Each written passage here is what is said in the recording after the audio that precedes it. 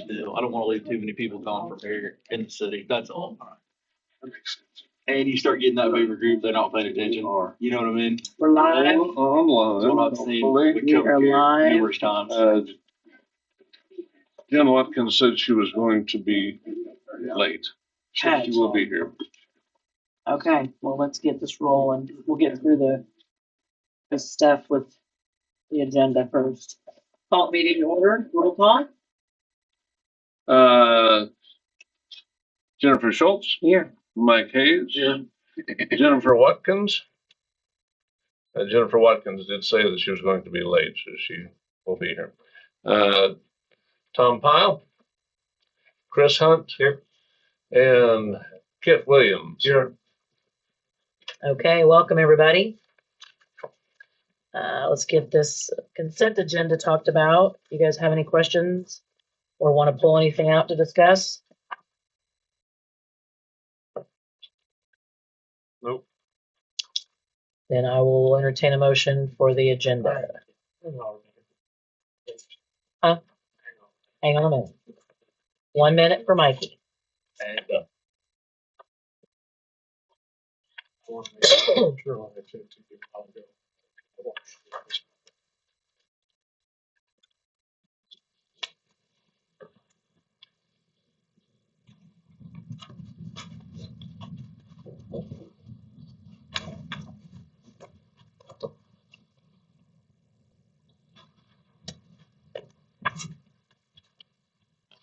I'm not saying for this month or yet.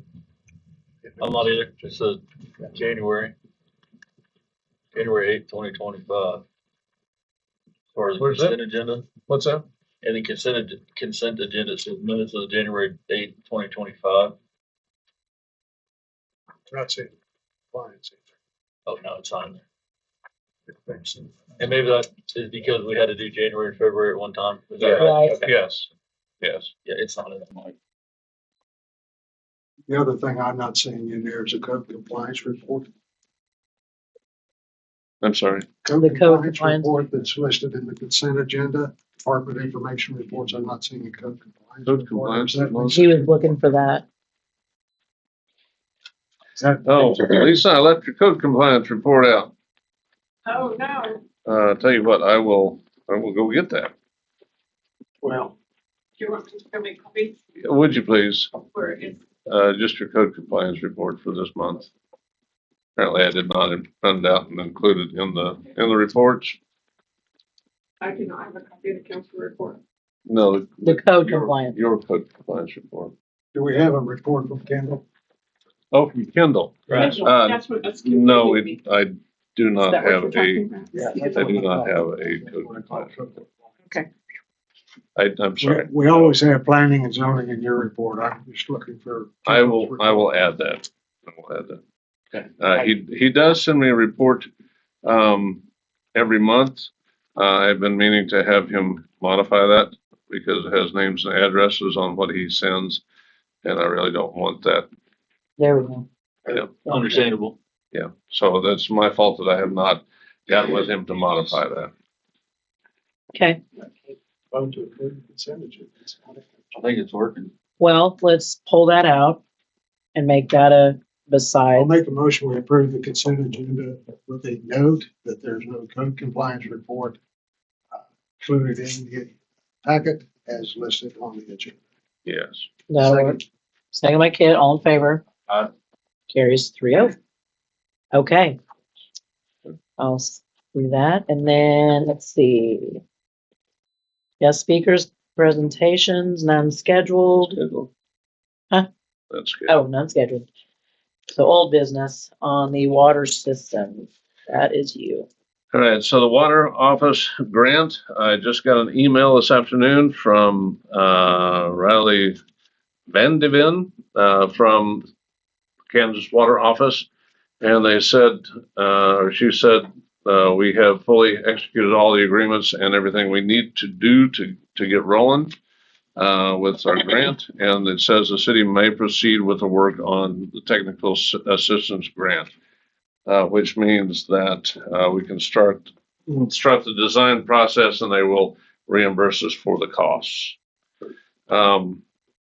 So on that note, in front of you here, we have an agreement with JEO, our city engineers who are going to be doing the water system design. They would like for us, if we were willing today, to approve signing of the agreement for them to do the design work.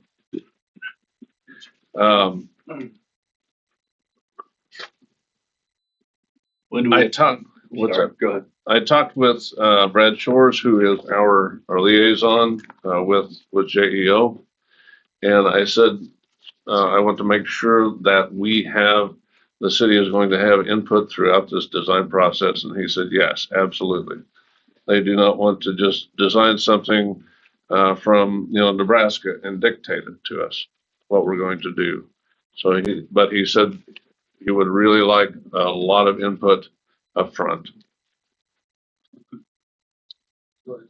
So the preliminary design won't start though until we pay this money, correct? No, once we sign the agreement, they roll. So at what point do we have to pay the preliminary Lump design? sum. So the preliminary design is, there's a percentage completion in the project. So we have 30% completion, 70 and 90. Okay. So those are due at those, Oh, okay, I see it now. yeah, And we're I see getting it. the money from, from the Kansas Kansas Water Office. Do we know when that money will be available? It's available right now. Oh, So it that's what the email said. We may start.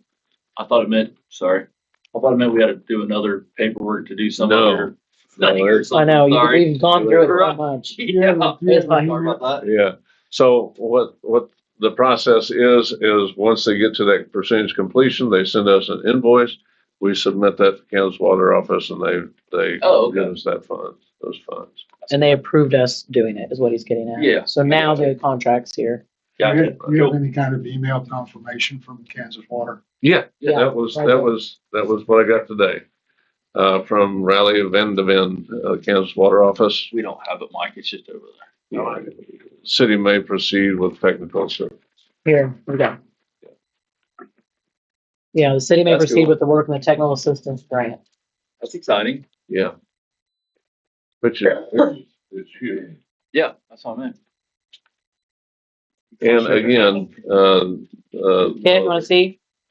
You want to see that email? No. again, our liaison says they do not want to just dictate to us what the system's Yeah. gonna be. They want our input throughout the process. So they'll come in and have some kind of meeting with all that, Yeah, I think we're gonna have The multiple, meeting they what I discussed think. having at the Yeah. last meeting. what are those called? Cool. We got this Exciting for agreement from everybody. him on what, the 4th? Workshop. Workshops, thank you. You're welcome. Came up with that word for nothing. Workshops. When did we actually get this agreement from JE? We got the agreement sent to us on 4/4 probably the is 4th, the date. probably the 4th. I just wondered if it wasn't in the packets. That was when we were. Well, we couldn't do it. Can't talk we about it. had- It was after our meeting with them. Yeah. Yeah. 'Cause they had this at the meeting. We just, Yeah. this, yeah. Yeah. Cool. Okay, So I guess what I need is a Motion. and to accept this I'll make and move forward. a motion that we accept and have somebody sign for the Yeah. agreement between owner and engineer for personal services, professional So- services. so the signer would be So the signer will be the mayor, or is it Andy? either Mayor. one. So the signer will be the mayor. Okay. All in favor? Carries 3-0. Yep. Okay, they'll get a move on that. And keep moving here. Time is ticking. Let's see. Sales tax. Yeah, Let me do or no, you're on. yeah, let me do the next one. All right. That's just an easy one. Kansas revolving loan fund, I had to submit, which I did, I submitted the application to apply for the Kansas revolving loan fund. And I think the last time we looked, the loan rate was 2.48%. It varies. But, so I submitted the application to apply. In June, we will learn whether we are approved to apply for the loan process. Once we are approved, I think in October, they will let us know whether we are approved for the loan. But it may not be until 2027 before we get the funds for the loan. I think that's why I was confused about the email. I expected there to be more. Yeah, and apparently it is tied to, I think, the EPA. Uh-oh. So, if the funds are on hold, we may be waiting again. Let me add this, since we're talking about that. I got an email from, or I emailed our, financial advisor, who's Greg, Vanderberg, with Raymond James out of, Kansas City. And he has sent me information from the Rural Water Finance Agency, which is another financing option that we can look at. They issue bonds. So in essence, instead of us issuing bonds for all this work or for anything that we need, they bundle our needs into all these other municipal districts and rural water districts. And they issue, I think they do 1 or 2 bond issuances a year. So they bundle them all together and issue that. So instead of, say we're asking for maybe 250,000 or, which we're going to address later, but 250,000 or 4 million, they bundle it with all these other entities. So instead of 4 million, they're issuing like 20 million or 50 million in bond issuances. And it makes the risk of default theoretically less on these bonds because you've got this wide range of entities that they're dealing with. So I'm waiting on information back from them as far as what the financing is, what the rates. They will go up to 30 years. So that's another option. You got his feelers out to everyone. Yeah. Have we explored any other options at all? The USDA loan option, that is another process. We haven't started that process yet, but that can take us up to 40 years. Sounds like a long time, but 40 years would allow us to borrow more should we need more on Let you get this. it approved. No, I'm joking. Yeah. And that's, Probably. right. And that's if it's right, if the funds aren't frozen or whatever. So the easiest thing that we could do, easy, not worry about funding options and that kind of thing, is just to issue the bonds. However, that is the most costly option for us.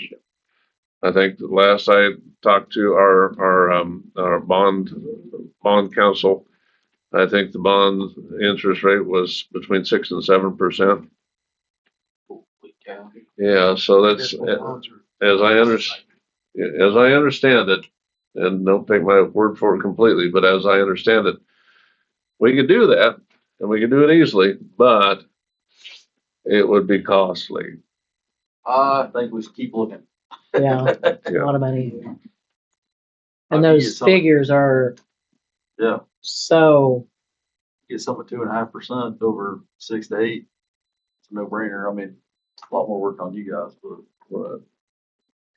So the next piece of this is the sales tax issue. If we pass the sales tax, that theoretically should put $180,000 to $190,000 into that program every year, theoretically. If we have an economic downturn, that means people are buying less, which means that money might not be there. But at least, so I don't want to see the city go crazy a in lot debt. of years. A lot of years to get that minimum cost that they're talking about. Right. I mean, But that's where we're at. yeah, no, I mean, we gotta do something. Mhm. stinks, but we gotta do it. We've waited a long time. No, So I don't. it stinks, but I would prefer if there's an option to not go. Right. See, So the other option, if the sales tax doesn't pass, which is a possibility, that means we've got our water loss is a real thing. Even though you can't see the water loss in the ground, you can't see it bubbling up from the ground. It is a real thing. And we are losing between 30 and 40,000 a day. I can show you the figures. If we don't get the sales tax, it's got to be paid for somehow, right? So if we go in debt to replace the water lines that are broken, and basically it's going to take some time to get this figured out. If we don't do that, then that means property tax at $180,000, the property tax goes up 18 mils.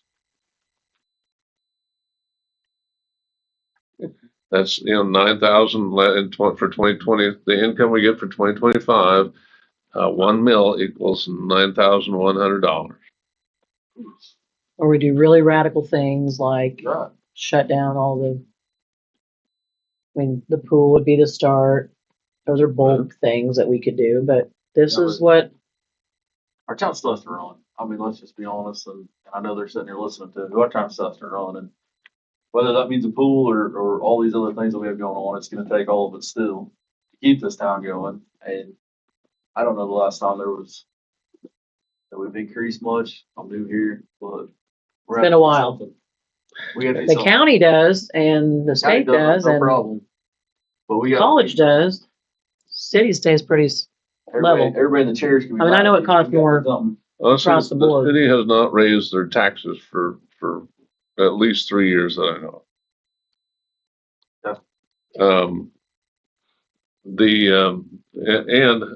For what it's worth, the city staff, we work on a skeleton crew. Yep. We got 3 main guys for maintenance Part-time. to take care of 1 part-time, to take care of 600 homes and 1,500 people, and all the streets and sewer and water and parks and everything else. Yeah. So it's not like we have a lot of fat in the budget. I mean, we're going to discuss this in the next in new business under budget, but I'm just throwing that out there. Yep.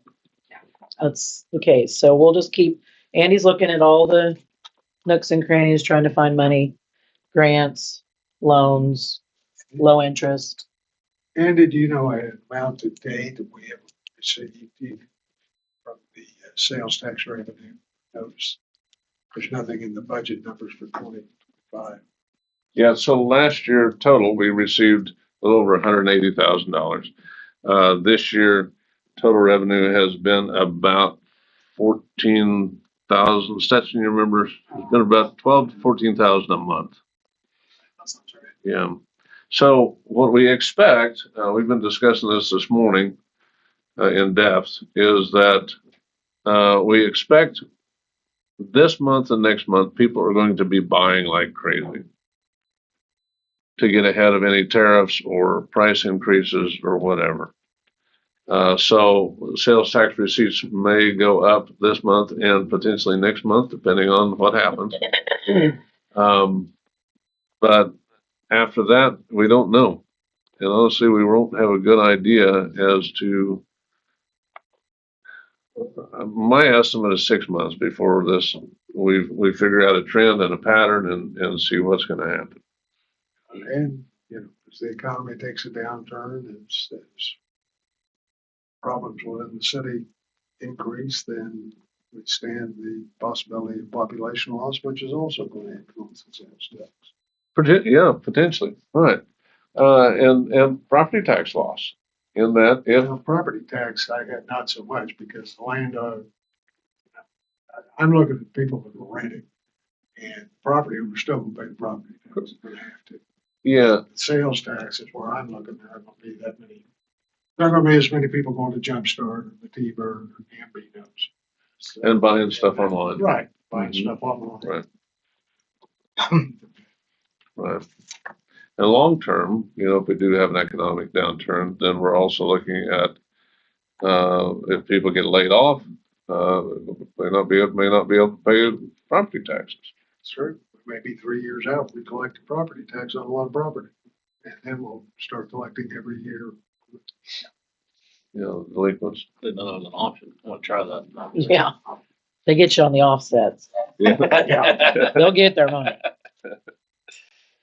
Well, so that's a lot of things to think about. We're in the process, but we need to fix our water problem and just chisel away at it. Okay, so you guys have any questions for Andy on any of that? Okay. So update on the Main Street building demo. Lisa?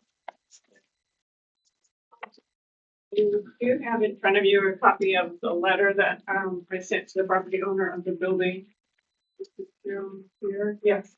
I have sent it, certified and it's not been picked up, so if the minutes could reflect, I'm gonna give, Mr. Jones a copy, survey with a copy of this letter.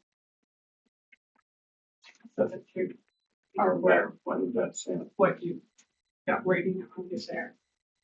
Okay. Basically, set a timeline. Our city engineer has been working with this project, and the property owner and the engineer that Mr. Jones had to, try to obtain some drawings as to how they're gonna reconstruct the building. And at this point, I had given him till April 15th to get those to our engineer. They've been working on it since the building fell. The front of the building fell in the early part of February. So we're trying to get this project to move on. I gave him a entire completion date of the end of August, and within 2 weeks of this letter, I was requesting a timeline as to how we're going to get there. Of course, my office is always open for discussion. If he has things come up or has questions, I'm always willing to work with folks. But just to keep you in the loop as to where we're at on the building. And of course, we do have the demolition order that's still in place, so that if these things aren't met and we continue down the road with the building propped up as it is, then we have the option to proceed forward. Okay. I'm assuming our city engineer is JEO, is that correct? Yes, yes. Our city engineers have been communicating with him. That's him. Hmm? Just asking. Yeah. Questions? Well, I just got the letter. Did you, Mr. Jones, did you want to have a comment? Yes, Speak to this? I've been pushing real hard. Yeah. I'm pushing real hard between the contractor and JEO to resolve this, because I want it done as speedy as possible. But JEO, Brad Shears, is that right? Shores, bed shores. Brad Shears. He's and he keeps asking for more and more information, more Yeah. drawings and more this and more that. So what they asked you for was a comprehensive plan, not a piece by piece thing. And my contractor is got the verbal done, and now they're asking for a written. Mm-hmm. So he's working on that. He should have it done first this week.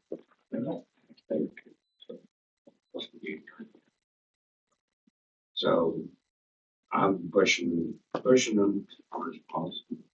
And I can get this done. So you think you'll meet these deadlines? I'll make it happen, Good, because I want it done as fast as you can. good. Good. That thing's hanging by a thread over there, and I know Gambino's is next door, and people walk in there, and Well, another brick fall. We don't need Yeah. that. right. And We don't need that here. Yeah, I'm just as scared about it as everybody else. A good I wind. made sure that, I put the supports up for JEO's request. For And then, I'm doing everything I can. You know, I got a lot of money invested in this deal project. Yeah, I we're not got a, $30,000-$40,000 invested. I don't want to lose. I don't want to be, if it gets if it gets condemned and demolished and then you've got the same wall as Gambino's as I have. And that's just what that does. So that'll make it unsafe for Gambino's. Sure. Yeah. And it's in everybody's interest to build this because that wall is the same, like I said, it's the same as my wall. It's the entire wall. And if I tear all that out, then we got an empty lot. Nothing happened, no income. And I'll have that probably gonna be available for lease when I'm done. I'm not gonna I just, mean, we want success here. We Yeah. just don't want a dangerous building that's Right. full of problems for everybody that's Right. coming and going. I mean, that's why the city's involved. Otherwise, we wouldn't be worrying about it. Right. But sooner I than would- later, I think is the and boot. I deal with, I just feel like my engineering reports that I've produced, it's just kind of been tossed aside. They're not, doesn't seem to matter. And the reason being is because we're asking for a comprehensive plan as to what's happening. No assumptions. We're not assuming that the footing's good or assuming anything's where we want a comprehensive plan as to what's gonna happen. You know, it's basically, it's almost completely new construction. If you want that from, now does anyone that from engineering? JEO sent you a list of, they sent us that list too. So they sent you a list of everything they want. Well, I never received that letter. That's because you haven't picked it up. Now I check my mail every day. It didn't, I mean, I always check it. It looks like this isn't going to your mail. It looks like this is actually, they're trying to deliver it to you, like you have to be home to sign it. So they tried on 4/3 and then 4/8, they tried again. Well, I usually get a pink slip in my mailbox Yeah. and I go down there, I go immediately down. Pick it up, post office. Well, Somehow I didn't make my note. Okay, well, you have it now. Okay. And I appreciate a phone call.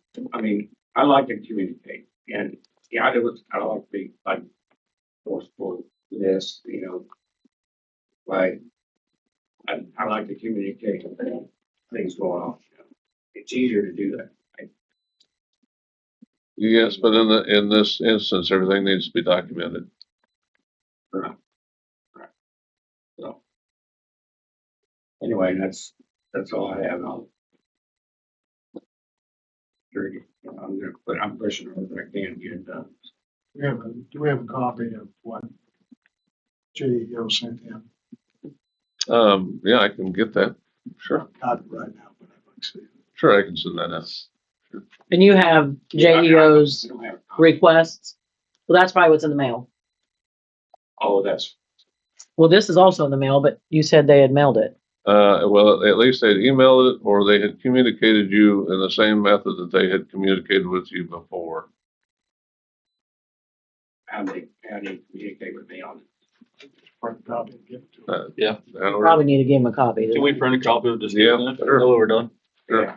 I'd like to have a copy. Let me go do it now. Okay. That way we get it. And if it helps, maybe Lisa, you can give Mr. Jones a call every time we're sending him something, or JEO is, just so he is aware.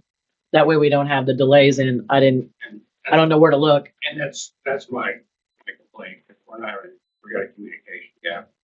You know, Lisa held a meeting right after it happened.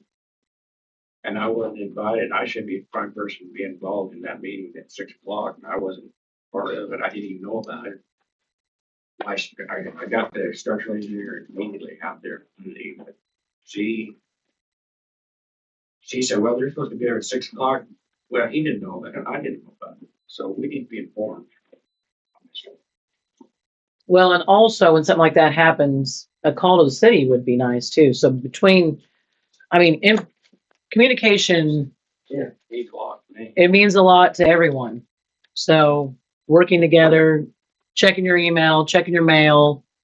Certified mail is usually something you can pick up or at least get notified of. That's why they send it certified so they don't have the problems of nobody got anything. So I know Lisa's doing her due diligence, exactly what she needs to do to get things documented. And we do need it documented, Mr. Jones. We can't just, I mean, it's he said, she said all day long, which we can play that. That's why everything's in writing and certified. We just have to keep it that way. That way you know what is expected of you and we know what is getting done. It's fair across the board. We're not picking on anybody. This is just what it is. And I would want to work on this further, but I've been dealing with, and I'm healing the path right now. So And we understand things get in the way. A phone call to anybody, Lisa, the engineers that you're dealing with, your guy, just communicate as well. Harry, just so that I'm straight here, you have a separate set of structural engineers that is working with this project, or? my original engineer that drew up the plan, he's out of state. I'm probably back a couple of days, a month, maybe a month. So I was referred to the second engineer that made the damage report to fix the problem. And he's a local Wichita, And and I got that.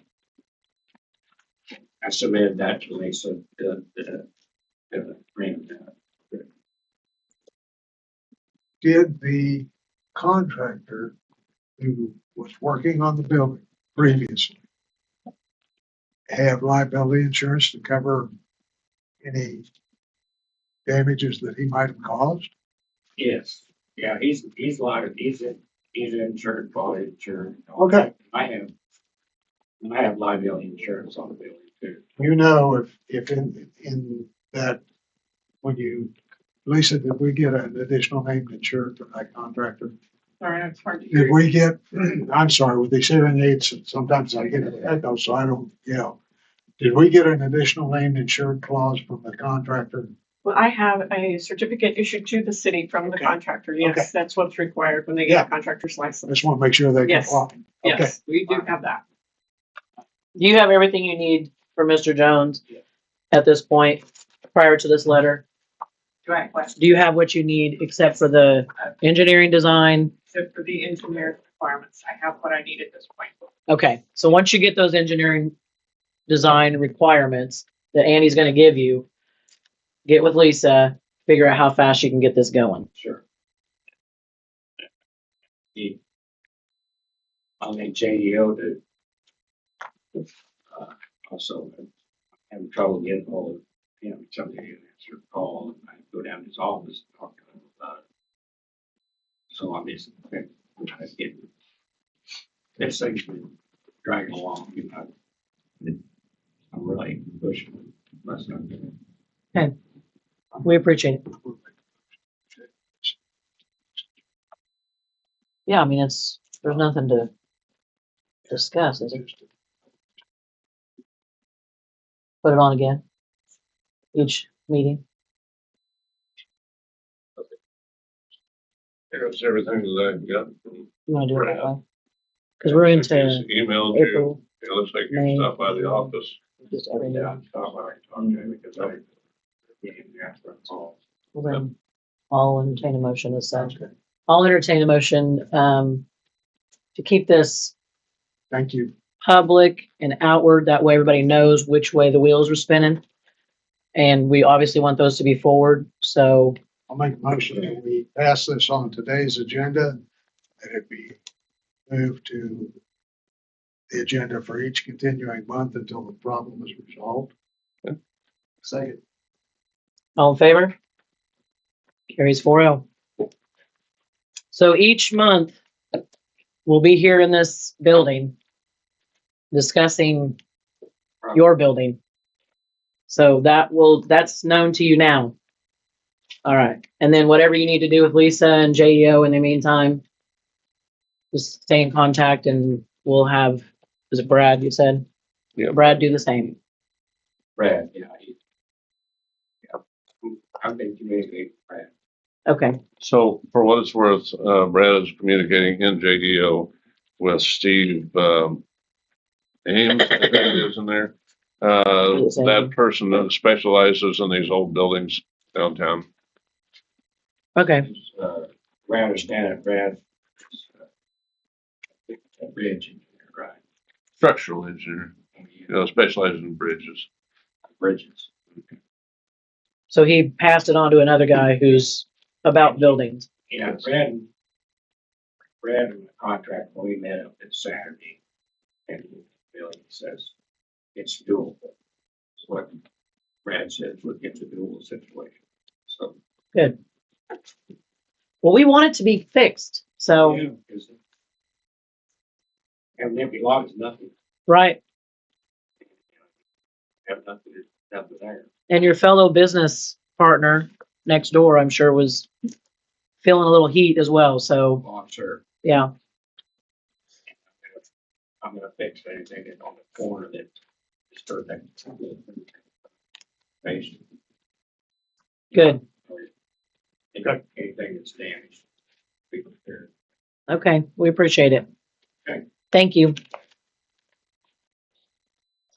Okay, moving on, HVAC. And just as an update, the heating and air conditioning system has been completed and done at the library. And I just want to restate that we've got, it's on the council packet, but we've got a big weekend coming up. They've got the Easter egg hunt in the morning, and then we have the crawfish boil in the afternoon. So. It is a big day for Yeah, Towanda. we've had several people come in and say they're happy things are happening. Friends of the library putting on the Easter egg hunt. Mm. They got the lawn Mm-hmm. mowed up there today, I noticed. They power wash the Looking pavilion. good. Yeah. HVAC in. Does anybody have any trouble up there at the library, Jan? You know of? Good. Okay. They needed the lights. We gotten the lights. I think that was one of the other things. Yeah. They needed the lights fixed. We replaced all the lights with LEDs. Okay. And actually the LEDs here have, according to county, have cut our utility usage in about half Nice. just for this office. That's good. Good move. Yeah. All right, Clay Hill. Clay Hill. So Clay Hill, if you ever drive up Clay Hill, you can see it's breaking down. The shoulders are breaking down. And that's a lot of issues, but it seems like from what the guys have said, when they cut into it to patch it, to fix it, that there's very little base rock under the road, and there should have been probably around 6 inches of base rock, but there's not. So the crown of the road is good because that's where the old road went. And it was packed for, 100 years, however long. So that is solid. We've gotten a couple different proposals. Pearson Construction, their proposal, and he's going to update it here for me by the end of the week. But their proposal is $253,000 to basically from 6th Street to Hunter Road, cut the sides off, relay about 6 inches of base rock, and then 4 inches of asphalt, and then do a 2-inch overlay over the whole thing. That's $250,000. And honestly, it's probably going to be $275 by the time, because I got this bid from them 2 years ago, and they held that bid last year, but I don't know what's going to do this year. And he did not come right back and say, yeah, we'll do it for that this year. The other quote that I got was Circle C Paving. Circle C Paving basically does patchwork. They do the smaller jobs. Ron Wilson at Dustral said this is the only company that he would recommend to do these patch jobs. This quote is essentially for 6,900 feet of basically cutting out the bad, putting a 6-inch layer of base rock in, and then 4 inches of new asphalt, and then chip sealing everything from 6th Street to Hunter Road. So that is 79,000. Also on Circle C paving, they probably can't get to it until next year. So last time we started talking about this, you were gonna bring us a traffic count thing. Because So that road up there, in my opinion, is not used near as much as 6th Street, going all the way out. that very well could be. Maybe I'm wrong. I don't live up there. But when just driving on the roads, there's 6th Street going from Main to the park is constant. And I'm telling you right now, you get in a truck or a fire truck or a car and go from Mechanic to about a block south south of the railroad tracks, better have a seatbelt on. So Rough, telling you, I've done it. Rough Rider. Okay, so as far as 6th Street goes, let me tell you that they are, JEO has already got with KDOT, and KDOT says that would be an excellent road for the cost share plan. Right, Because it's a safety issue. right. And I mean, it's documented that, I mean, kids walk up and down that road all the time to get to and from school. And, in the wintertime, it's dark. Mhm. The main issue with it is that KDOT would probably pay for that. We would have to come up with 20%. So it'd probably be, I mean, then they're talking about rebuilding the thing. Right. Well worth it. 300,000. And, they're talking about $1 million. So we gotta come up with 20%. KDOT has a cost match program where they will match half of our 20%. So we still have to come up with that 10%, $100,000. So we're gonna have to finance that somehow on top of everything else that we're looking at. I'm no math guy, but if we save $253,000, that seems like we got her. Right. Yeah, Yeah, I'm absolutely. not saying that's what we have to do. No, just I'm asking. just, yeah, absolutely, correct. I think I would still like to see it, just me, some kind of count, Well, some kind of count. And maybe you have that. I don't know. No, I don't, but I will. I put that on the list. I will. Jen and Andy had some questions I'd like to answer for budget, so those are all things we need to consider. Line item in the budget. The other thing I'm sitting here looking at, correct me if I'm wrong, and it may well be. When are we talking, when is your thought process of putting sales tax initiatives on the ballot? I would like to do it as soon as possible. So we're not going to begin, we're 2 years out, we're starting on waterfront. Yeah, theoretically. So we're looking at potentially $250,000 to $360,000 over the next 2 years from that sales tax. Yeah.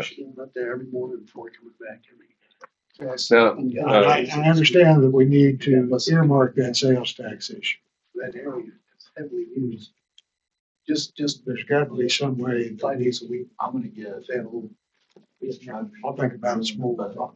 yeah, so just technically speaking, so that 1% sales tax, which would be over and above what we already have, that 1% sales tax would go directly into the debt service fund. Right, line item account. The other complication is, the sales tax that we have in place right now, which is 180,000, which pumps into our general fund, expires or sunsets at the end of, I believe it's 2026. Yeah. Yeah. So it is. Basically, we have two issues to deal with at the same time, or we stair step them, one of the two. well, I think we need to go ahead and figure out what we're doing with the water issue first. That's what we're, Then deal with how the revenue from the expiring sales tax issue is being used. That's something to talk about in the work session. Yeah, I would think. that's right. We have a workshop set up for all that stuff. Yeah, June. Yeah. I would like to do it ahead of June, but, When did you send out? You sent out a date. well, I had a date for, I don't think I specifically set a date for I didn't see the it, but workshop. There hasn't been a date set. We just talked about June, but we need to do it. what if we do it in May? Just Yeah. because you want it done. Yeah, absolutely, That's, yeah. We absolutely. schedule it through you.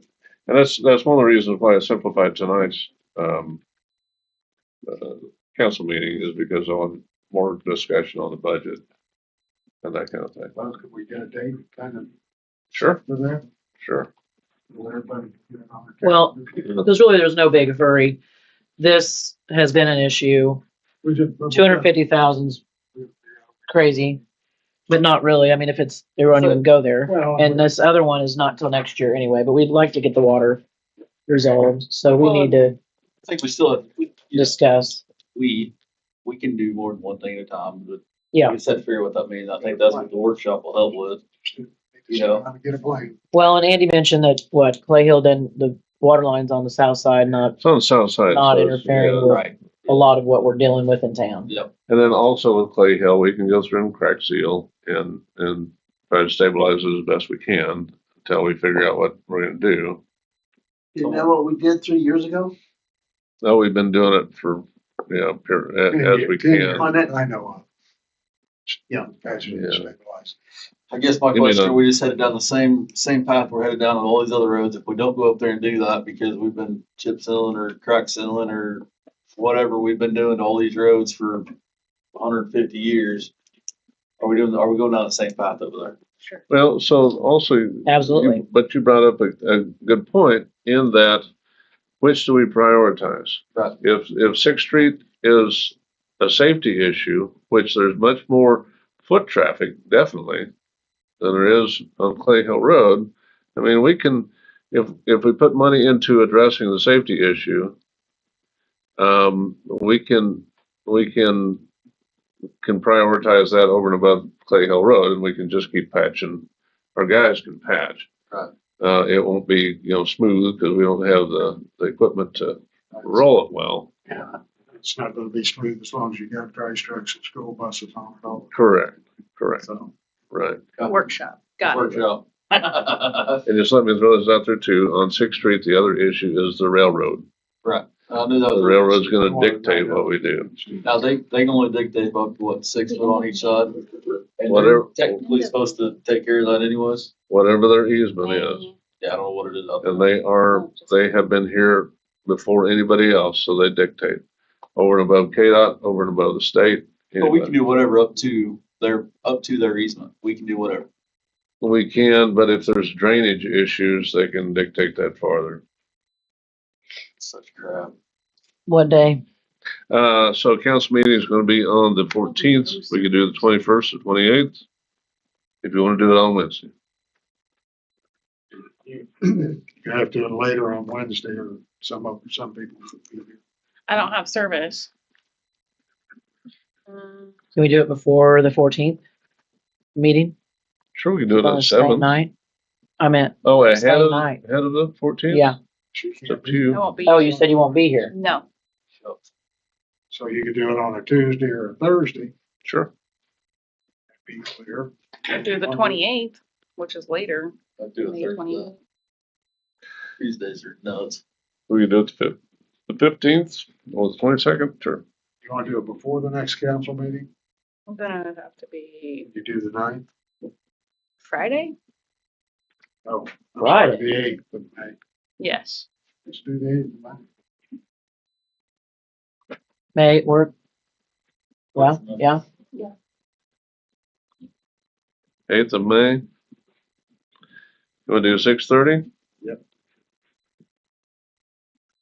And we're doing a workshop on the budget and all the concerns. We need way more than one day for that. Oh, we got the 13th. Let's follow up. We'd have to, Right. we'd have to have a long retreat. Okay, I heard it's in Hawaii. That works. that's what I Sorry. heard. All right, got that. So Clay Hills, just back burner. New business, moving on. Curb cut Main Street Curb cut. permission, here we go. Back to road. property owners at 424 Main Street,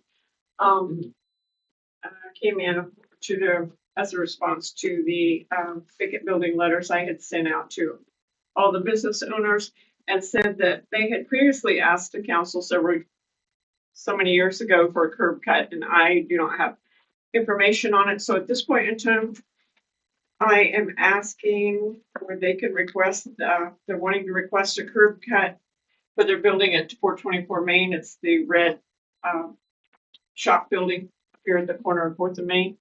Of course, it will require drawings and a permit, a licensed contractor to do that, and a basic permit fee. But first of all, we need permission of the city council for that to happen. We addressed this and approved it in 2023, I believe, 2023? and it was not long before Rick Kearney retired.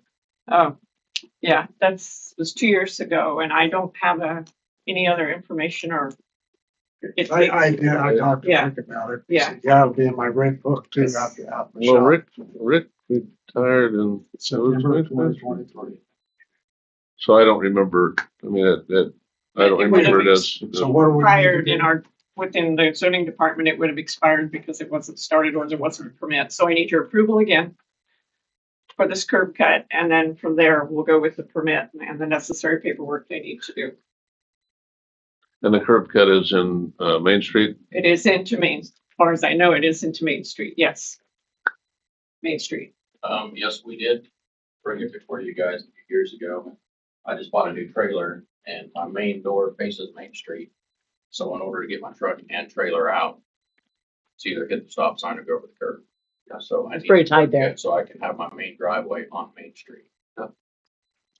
And when you guys approved it, you said, well, just let you know when I was gonna start work. So I notified Lisa and she said, well, It's can't find any a record. moot issue at this point. I'll make a motion, we approve the curb cut at 424 Main. Yeah. Proper documents to be provided to planning and zoning and permit update. Second. Second. Seconded by Chris, all in favor. Yeah, come see me, because Carries we'll get the 4-0. permit and all the paperwork together for that. And as far as it being vacant, I mean, it's in my business name. It's my business tools that are stored in there that I work on my properties that I own here in Towanda. So I don't know where the vacant building. His question is in regards to, I sent every property owner, just so that everyone is familiar with the new ordinance that we passed about vacant and unoccupied buildings, and this gives us a chance to notify everyone. I sent everyone the letter with the copy of the resolution, the application in case it is vacant or in case it is, abandoned, to show them what is required.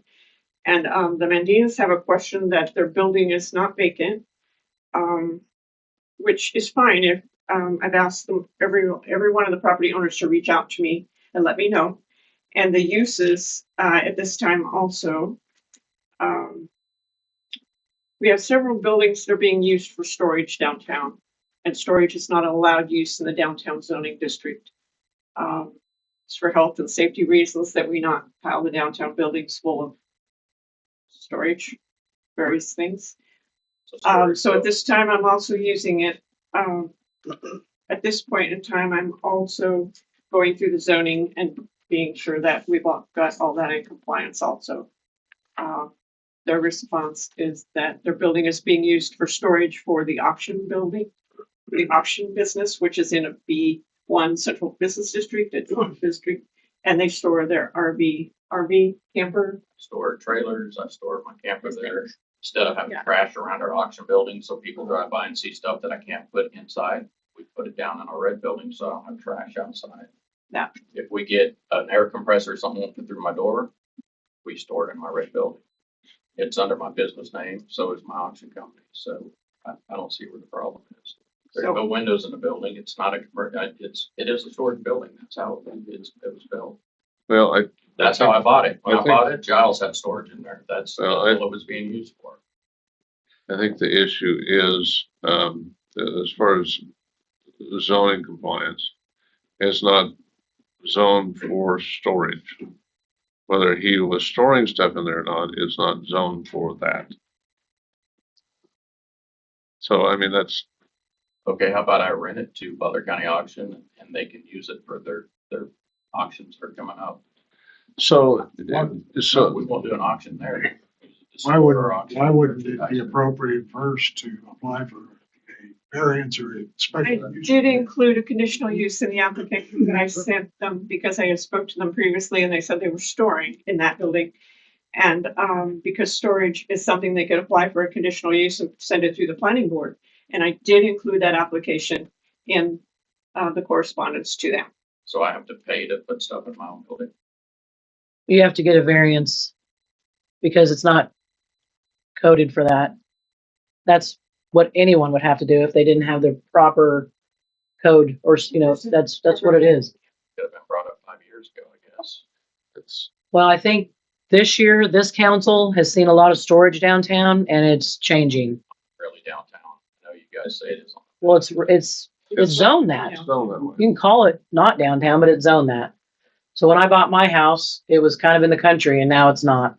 And if the city's so concerned with parking for downtown, why don't they get these broke down cars off Main Street? We can do a lot, Carl. You guys could pass- We're talking about your issue I right know, now. but We don't you have time to bring up Talk about it. all the things the city could do because we realize that sitting here, we have a lot of things to do. However, the zoning is not for storage. When that building was built, I mean, it's obviously not a storefront.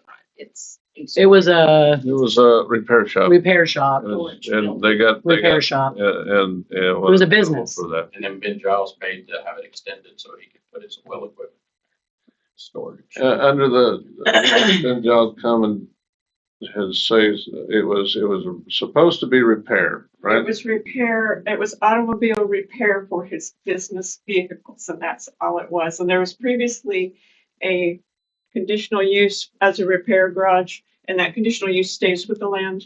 So So everybody the was, city council at that point in time allowed him to continue to operate under that conditional use. right, Because because he's using it for vehicles and vehicle repair. the initial construction of the building was for vehicle repair. Yes.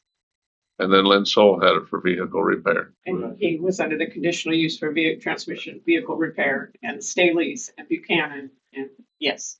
So all those people had it under vehicle repair. Now it's in storage. So There's vehicle it's, repair in there, so does that count?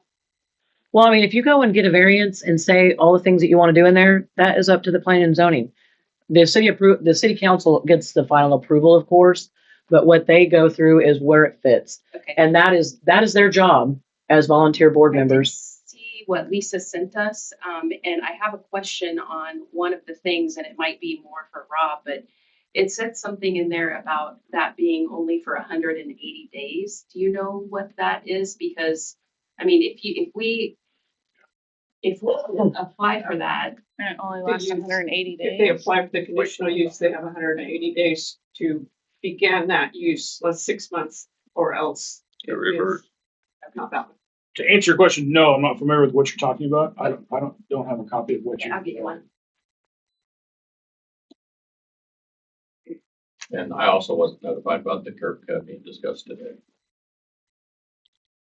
That's for your benefit. I mean, it's for your benefit. Well, I know, but I would appreciate somebody tell me. Well, we so I got can lucky be we were here tonight.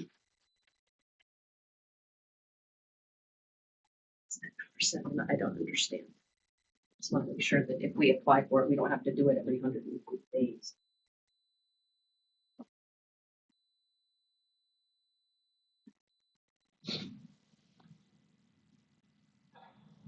You know how they notified us for that? Because we didn't get anything in the mail or anything for, that you guys were having this on the agenda tonight. You had Oh, it's on came the into City agenda. Hall and told me that you had previously asked for a curb cut due to the fact that we have a council meeting tonight. I, on your behalf, was going to ask for that curb cut so that we could get the paperwork in proper order and Which so it it could was be a legal approved. curb cut. Well, I understand it was approved. but Okay, what if it let's wasn't move on. approved? We wouldn't get We're there. not going to do case by case anymore at this point. We're going to sit here and do this. We're not doing this. So Lisa, put it on the agenda. You got it approved. The storage thing, nobody gets to do the storage thing downtown. It's not what it's for.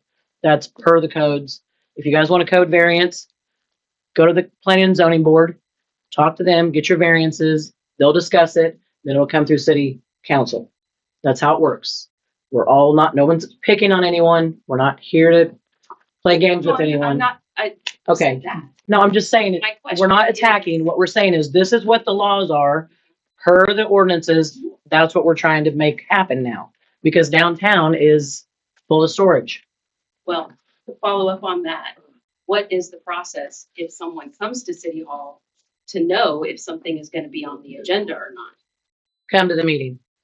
In the meeting. I mean, I don't know. I don't know all of the, How do you normally do that? Is it normally email? Is it phone call? we have an Is it agenda we mail? put out. But the address We wasn't on the publicize agenda. the what? The address for the curb cut wasn't on the agenda. It could have been anybody that wanted a curb cut. I don't know.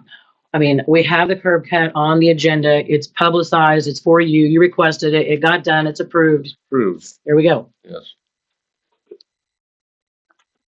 We'll try to be better, Nicole, at communicating everything that we do, but we're doing our best. And I feel like our best is quite thorough, especially when Lisa's involved. So that's the end of that. Moving on. For new business, I would like to add one item that's not on the agenda, Amelia. When we approved the, agreement, the lease agreement for Emprise Bank, we did not, specify who, is the signer for that, agreement with Emprise Bank. And that was the lease agreement for the jetter. So we just, if you want to put me on there as the signer, we can put that in the minutes. You see the motion? Mhm.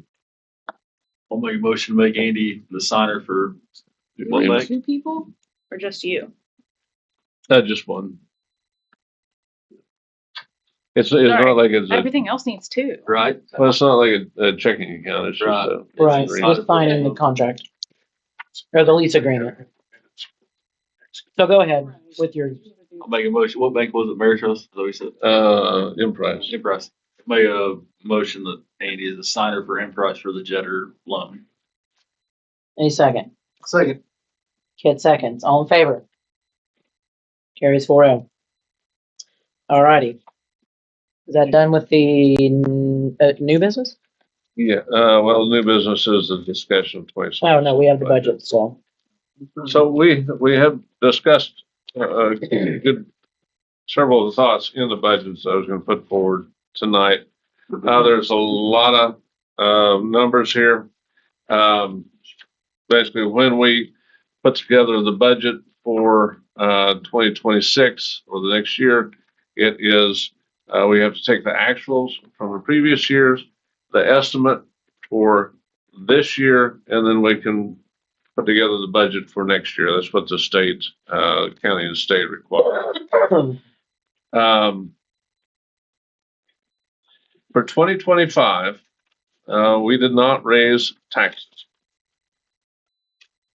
And for 2025, we budgeted 199,000 worth of transfers into special funds. That was basically 27,000 into capital improvement, 10,000 to community building, which we typically always do. 25,000 into equipment reserve, 5,000 into water reserve, 2,000 into sewer, and 30,000 into streets reserve. What we have done in the past years is just operated and taken care of business, and then at the end of the year, if there's money left over, we put money into these accounts. Sometimes we do well, and we get the accounts get fully funded. Sometimes we don't do well, and those accounts barely get funded. What I'm trying to do for 2025 is every time we pay bills, at the end of every month, we review where we're at, and at the end of every month, Stetson and I transfer a monthly allocation. We divide that by 12. We transfer that monthly allocation into those funds to make sure that those funds get fully funded by the end of the year. And I would like to continue that from now on because it's really caused us to screw down on our spending. Cammie has done her best to cut our utility costs. We replaced lights. Not only have we replaced lights, but Evergy has a program where they've reimbursed us probably 80% of the cost of the lights that we replaced, which is excellent. And which has cut our utility costs. We have replaced our phone system, which literally cut $5,000 out of our expenses for the year with our new phone system. And other ways. We monitor payroll, we monitor overtime, we monitor what we spend, and if we stay on top of it, at the end of the year in general fund, if we meet all of our end of month transfer, end of year transfers, and we get everything fully funded, we will be under the budget by almost 20,000, about 19,000, and we will have $200 in the general fund out of 800 and some $1,000. So it's going to be tight. If we transfer money, if we do the same thing next year and we put money into streets and equipment and all that, I had budgeted, I put in the budget 116,000, and again, this is just for thinking and preliminary budgeting purposes. Basically, it's 116,000 in special funds for 2026, 53,000 into streets to increase that amount, 25 into equipment, 10 into community building, and 25 into capital improvement. Capital improvement is like the air conditioning units at the library, or the roof on the senior center, that kind of thing. Or if we, whatever we do with the lot downtown. If we do that, it will increase the taxes needed from the state by about $150,000. And that's because when we budget, we take the money that's in the bank at the beginning of the year, and then we add in all the receipts that we get from sales tax, from franchise fees, from motor vehicle taxes to dog tags, all of that. And then we figure our expenses. So basically what they're saying is what you got in the bank is revenue to work with. If you start out with $100,000 in the bank, you don't need that much in taxes, right? Because you already got that money. Drop it to zero and you need them all. You need it all. Yeah. So general fund can never build. If the general fund builds, then you're taxing people too much. And when we do budget planning, it's a balanced budget, which means it's a zero balanced budget. Your projected revenue is what your expected expenditures are. So if you start out with your beginning balance, add in your revenues, and you subtract off all your expenditures at the end of the year, your bank balance is zero. That's a balanced budget.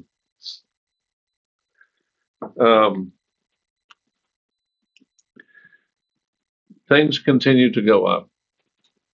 Health insurance goes up. Utilities, we're working to keep those in check. We put a water well out at the pool, so we're not buying water to put into the pool. I mean, that should save us about $5,000 in cash throughout the year.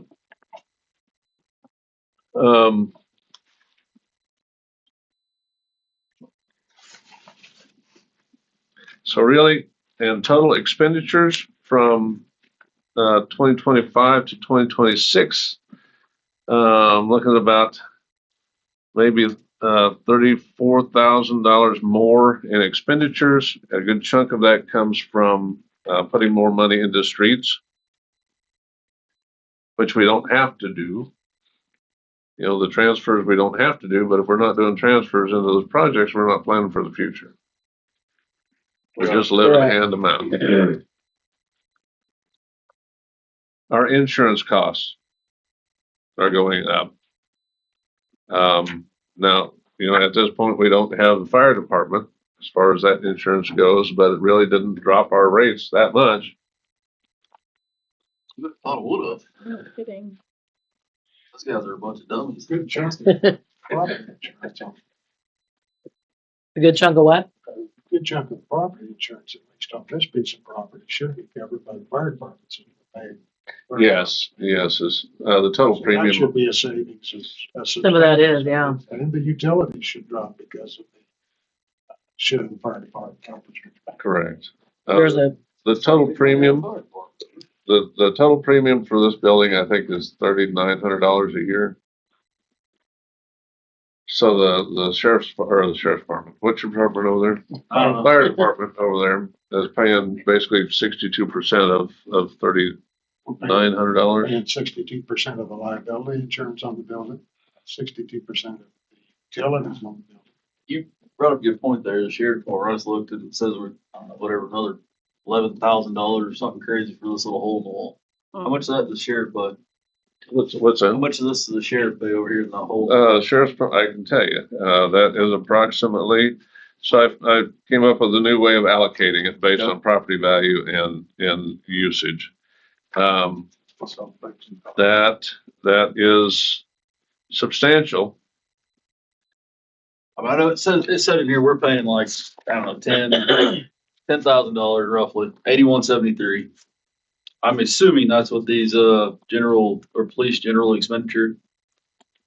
I think that, oh no, no, If I can find it. it's, page 3.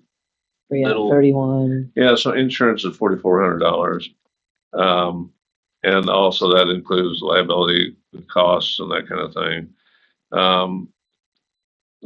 Utilities were $4,900.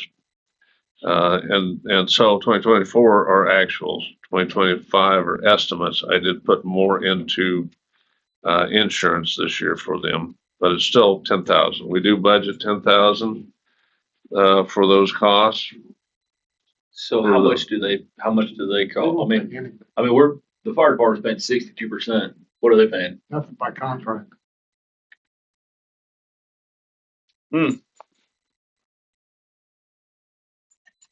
So when'd that contract come up? Uh, 5-year contract? No, it's a 2-year contract. What's the non-renewal date on that? I think it was Should be coming up August. pretty soon. I think it was August. When do we have to notify them? I don't either. I think it I'm was just saying- August. I feel like it should be coming because I haven't voted on it and I've been on for X amount of months, whatever I'm on. It's an annual contract, 2-year.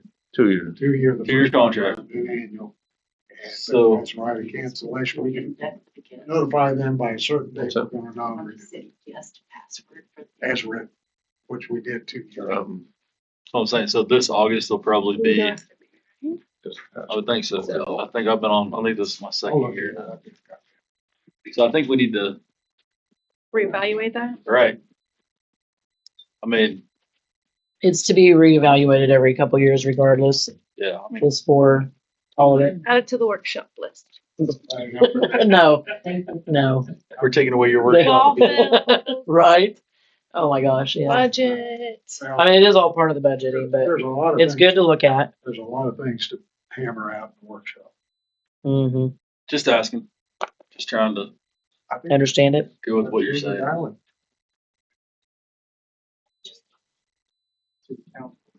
So our total insurance that we pay is about 67 to 69,000 a year. Total insurance. Okay. Yeah. I think I'm just begging for places to steal money out of here, to move money out of here, and it's just not there. It's, yeah, I mean, it's, Want it to magically appear. yeah. There's a little more in administration expenses.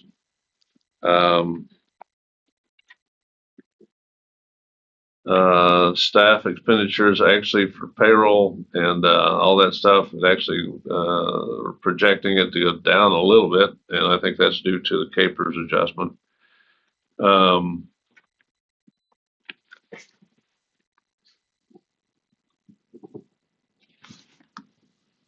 yeah, the majority in administration is just the increase in transfers, so, it's $18,000 more in transfers.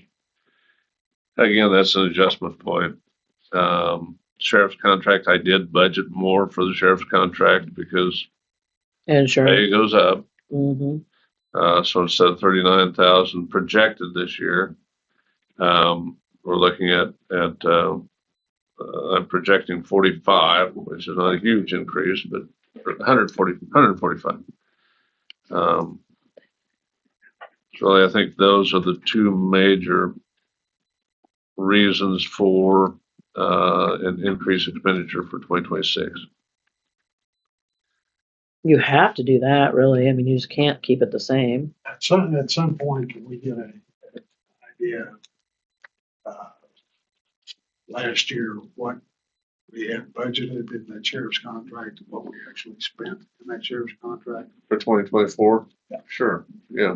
It goes up and down, Maybe- right? Like maybe it's all over the maybe place. The workshop will get. It's not set. Sure. Monthly, it goes up and Yeah. down. Well, there's a lot of factors. One, if they have however many officers. Yeah, that's what I'm saying. Yeah, I and mean, then it can two, vary. depending on if they're a single or a family, when it comes to insurance on the payroll, there's a lot of things that play into that figure. We're paying their insurance too? Portions of it. Portion of it. Yeah, we pay 100% of their, They're here. I mean, they're ours. we pay their salary. So it's a portion of it, the county. It's a big, you'll have to read the contract. I will. I'll send you the contract. Thank you. Yeah, I'm gonna need that too, please. Okay. Thanks. Who negotiated this thing? All of us. Well, no, I was gonna say all of I knew us. it was you. and it's been never No, not I'm- discussed. No, I'm sure it's right. We have like 2 months that we would haven't just like to discussed see it since you've been here. We negotiated it. Probably 10 years. 15 times. So I said, I'm sure it's right. I'm just Yeah. messing with you. I knew you had. I'm happy to raise my hand. I was happy to. Did a good job. Anyway, what else you want to discuss on this? Really, Should've cost around what I'd like for you to do is just kind of take this and digest it, which it's a lot of thought. But those funds that do not have budgeted amounts like the reserves, you can theoretically spend what's in the reserves. But all the operating funds like street fund, water, sewer, those have budgeted amounts, and you can only spend what you've budgeted to spend. So for water, streets, and sewer, I have reallocated the maintenance payroll. Traditionally, we have put 15% in water, 15 in public works, 15 in streets, 15% in sewer, and 55% in water. So water has taken the biggest share of our maintenance payroll expense. Of course, for 2024, 2023, I had to start adjusting. 2024, I had to adjust, and I could only put payroll where it would fit, where water, however much money water had to contribute, because our water loss is eating up that ability. Now that we've got a track record and I can see what's happening,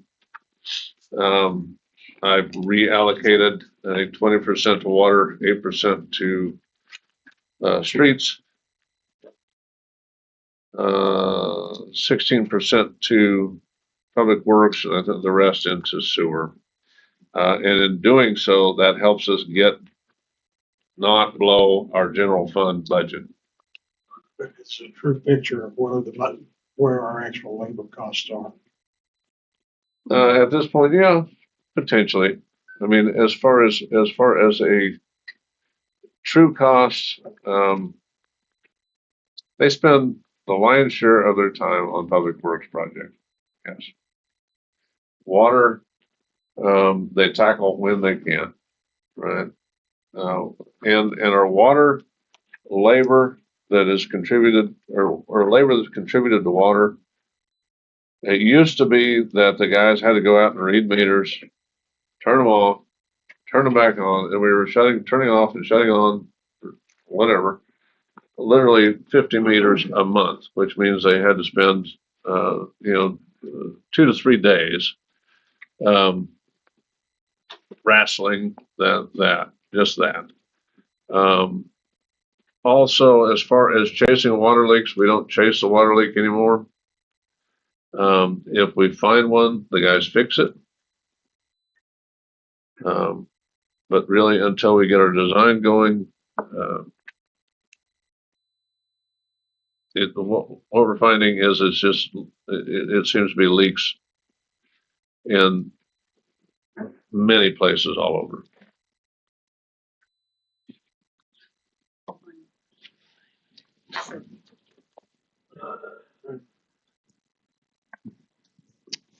Find some spots besides the pool. That one's pretty, I did. I found one on the corner. Maybe it was a bit. That's one for me. Which fun? Water leak on the corner. oh, there you did, good. Got a water leak fixed. Thank you, Jen. So it looks to me like, yeah, that we're still about 50,000 on the pool.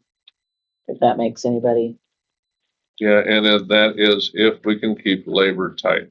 So I've had a discussion with the pool manager and, but we can't have it so tight that we have issues out there. no, correct, right. So that's, We volunteers out there?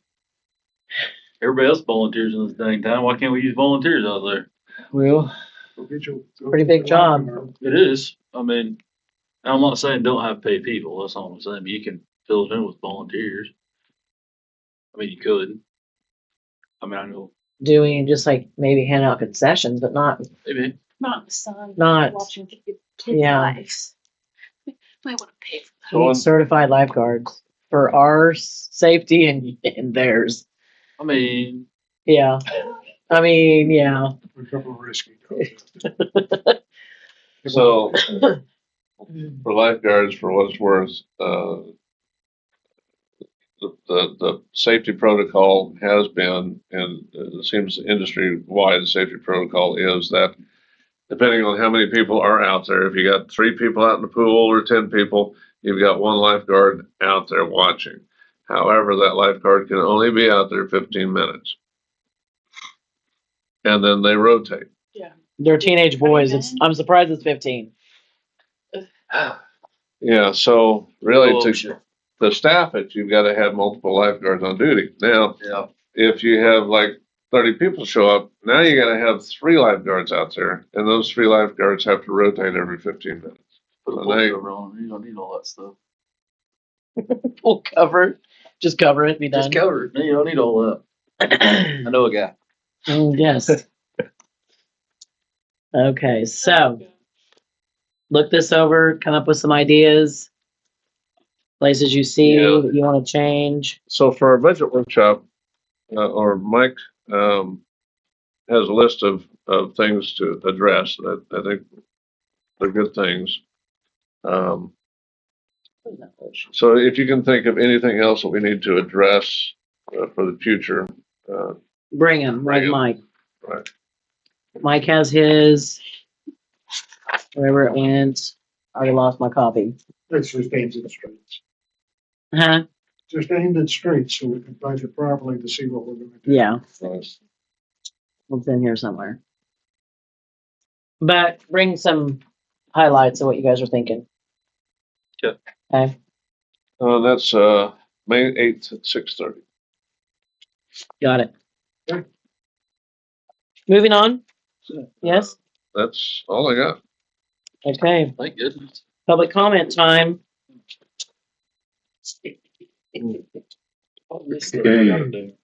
Nicole's first. First, Nicole Mandina, live in Benton, and I have lots of businesses and buildings. I wanted to compliment the meetings being online. I wasn't able to be here last month, so I watched it online. I could see everything and hear everything really well, so. Good, you could hear, all right? Yeah, You wondered. It was great, so thank you for that. Question would be on the workshop that's coming up. Well, since that's a public meeting, will that be streamed as well? We can, sure. I think it'd be a good idea. Planning and zoning meetings be streamed as well? Some cities do. I mean, we don't have to. Yeah, just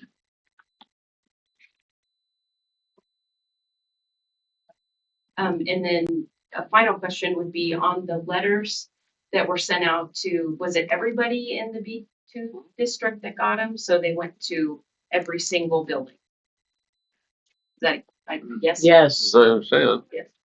It was, Yes, and my office is always open for folks to call and ask me any of these questions. I apologize for that, but, yes, all the business owners downtown in the downtown district.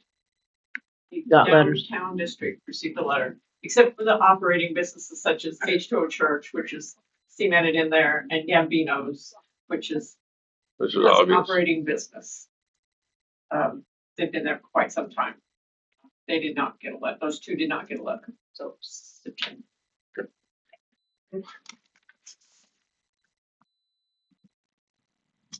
Anybody else? I'll go next. Kurt Reeves from Towanda, will be here in a second. Before I start, a couple things with what Lisa's saying in the letters aren't matching. From Perry's letter I just read tonight, it simply said drawing and timeline. No big plan or anything like Andy alluded to. So what's being sent, same thing on these letters we received. It appears your property is vacant. Please submit required registration as soon as possible. That's not an informative letter. That is very much different than what Lisa just told you guys. She did not set something else saying, here's what's passed. So 9-day difference on what's being said and what's actually being sent out. For what are you talking about? I don't understand. Lisa just told, she sent everybody an informative letter 20, 30 minutes ago saying, we have new ordinance, here's what's going on. That's not the case. The letter says your building looks vacant, you need registry. And what are you talking about, the letter sent to Perry? The one that didn't receive a certified letter, you just. That's between Perry and the city. Fantastic. What I'm saying is it doesn't match what we're being told. That's not the same. The letter I sent everyone, on the vacant buildings, they did receive a letter. It says your building appears to be vacant. The city council has recently adopted an ordinance. I included a copy of the ordinance. I included a copy of the application, to tell me if your building's vacant or if it's, I included all the information, including the zoning information. And I'm not sure how to answer a question that's being. You don't have to. This was, I mean, Lisa's doing the job that she is set to do per the council's ruling on vacant buildings. I'm just. This isn't a beat up Lisa day. This is a, Better not the same. well, she just showed us what was saying. What is different? Please explain. I don't want to go into this. You're not listening. You can watch the recording where she told you and read one of the letters. So I Okay. I don't need to go. I'm listening. If you have anything else to say, say it. Otherwise, Starting with the letter. it'll be next. So I'm here for the variance, the vacant building ordinance and damage to my building still. On the letter, it wasn't informative. It did not follow any of the rules on there. Section 8-14, it must be certified mail. It was not certified mail. It was regular mail to everybody. So the clock hasn't even started on the notices yet. There is no due date by compliance and there's no reference to the ordinance. These are some very basic things that should be sent out. But your ordinance states it should be certified mail or hand delivered, either we're done. On part of this is why we copy and paste other people's work. Other companies understand in their cities that you can't tell someone you're not using enough of your building in a town with less than 12 storefronts. Lisa just said she sent it to people that are established. If you define established over a year, we've had a CPA firm. I would say it's established, but yet we received a letter. Again, being pushed around constantly. I want to point out the timing of this came out right after the gas station sat for 4 years, got turned into a mud pit. Immediately that day, we passed everything and started pushing forward when the city has let their building sit for a very long time. So where is it, the grace period? There should be, in my opinion, the loving the small town life, inform people, here's the variance that we passed, or the ordinance. Here's something you can say why you're a business, why you're running. If you look at our window, you see lights, you see the fireplace running, you see security cameras, they know we have a water bill, we have signage. But somehow I got a vacant letter. I mean, that's kind of crazy to me. If you could bring a 3-year-old down, then it'd be like, yeah, there's a business there. So why I'm being harassed is kind of great. This keeps going. So I think this was in communicating with Lisa. ideas, opportunity, community. Give him this time. With lack of support from this town, it will always be professional offices. We've looked at doing things. Amanda's looking at doing a restaurant, doing like a Subway Chipotle type thing, have some Tonka trucks and a sandbox for kids, for man children, excavators, make something neat. While I'm talking to people about support from the city, I get an email from Andy saying, hey, I know we put holes, here's the contractor's information, go take care of it. I don't want to deal with the contractor put holes in it. I have a voicemail to the contractor saying, well, I'll put patches on your building. I don't want to deal with that when I'm trying to set up a business and bring people to town. So why this issue is going is crazy. And then I see out here the survey's finally done. Whether it's 2 inches or 2 feet, our property was cut up. You took our property, and in the process, not cutting deep enough, when they excavated, they cracked all the concrete down our foundation. We have water getting into our foundation. When will this be fixed? It's now, what, December 2nd is when I sent the email, and it's still dragging on. I don't want to go deal with a contractor who destroyed my building. I stopped Rose and said, hey, should I put some paneling up so they don't damage my building? And they said, no, it should be okay. I should have been a jackass and stopped then and put paneling up in hindsight because they damaged the building. So I'm looking, Andy doesn't want to support a business because he wants you to take care of the damage and all the problems I'm causing. I'm here, we're taking away parking spots. Andy told me we could put 4 spots in. When they fixed the water leak, they didn't put any more spots in. So he wants to do anything bigger with 2 spots in front of our building. We could easily have 4 more. Where the old gas station was, people parked all the time for events. And now that's gone. So with lack of spots and lack of support, no one wants to run a company in this town. Anytime we try to do something, we have to deal with problems coming out from Andy again and again. Okay. I don't know what my problem has been. Okay, so So my building the maintenance, contractor has tried to get a hold of you and has offered to, he's even has material to replace but you won't contact him. You won't, Call him back. communicate with him. not addressing the concrete problem you created and not doing a survey. This is not his problem. You told him what to rip up under your direction. This should not involve me. You cut our concrete and ripped out our concrete. Where your survey is now after the fact, you took part of our property. Okay. This is the issue All right. you need to. So not his fault. here's the long-term issue is it will be rectified. Yes. We're still waiting on the KDHE to remove the dirt and do the excavation and put the dirt back in. Once that's done, then we can move from there and you will be made whole. So how many more months do I have to have water coming into my foundation is my concern. That's my problem. Is December 2nd to now is a long time already that it's not being addressed. If you have water coming into your foundation, we can go address that. Also, it has been addressed because I've seen the emails and all the things that are, the communications there. Rob's been involved, Annie's been involved, the contractor's been involved. It has been addressed. This isn't just the city blowing you off.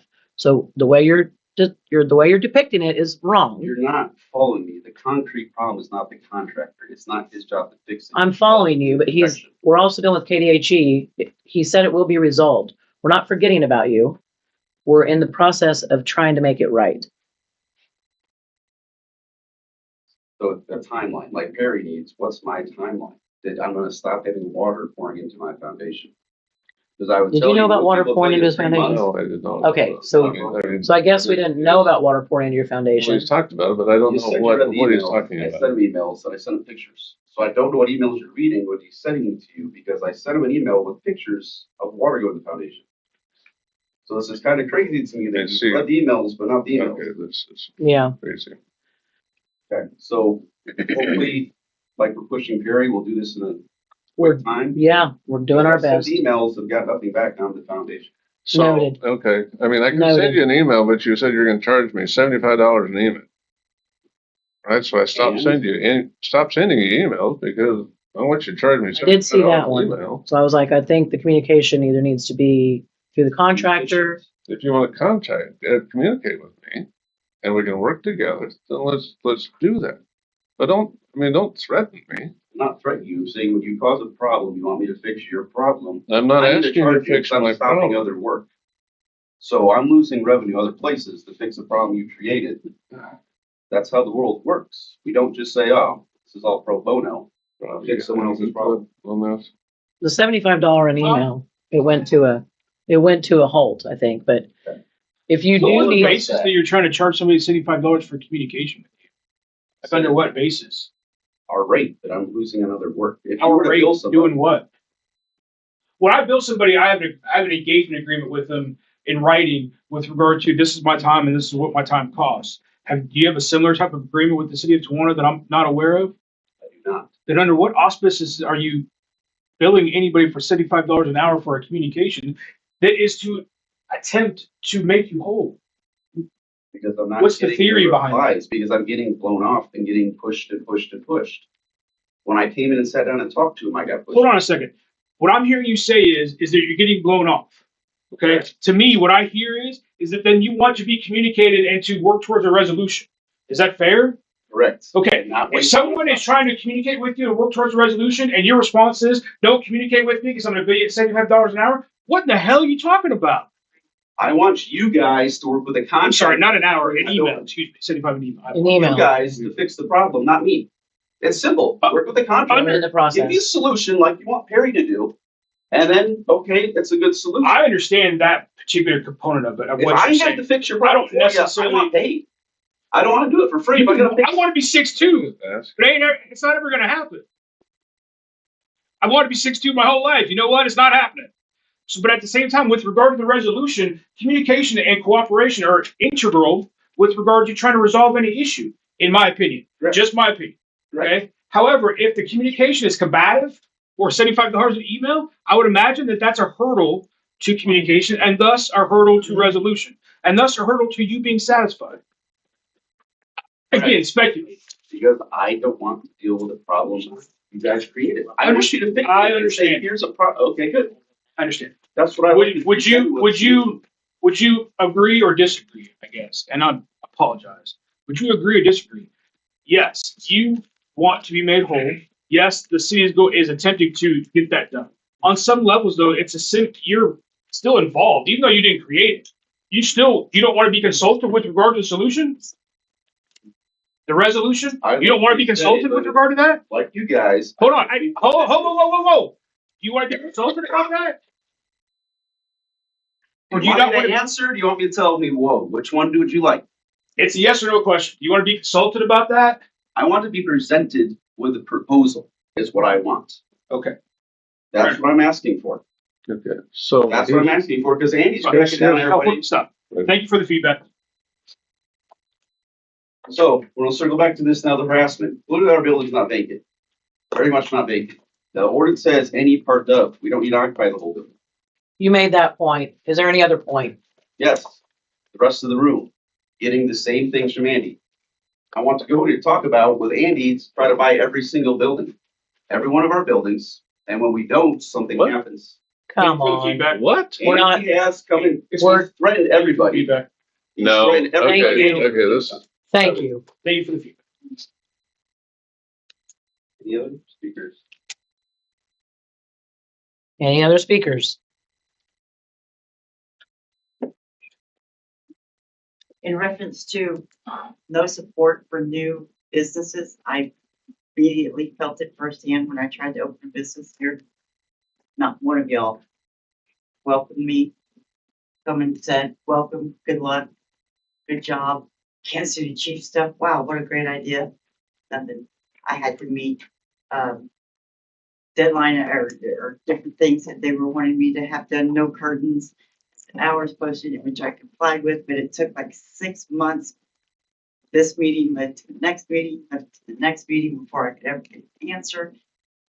And eventually I just said, screw it, and I left because I wasn't making any money.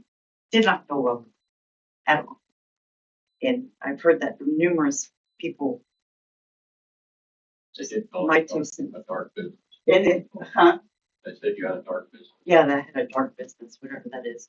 I mean, yeah, it was really, really sad because I was excited about it, but I had no support, zero support from the city, and felt like, I wasn't wanted.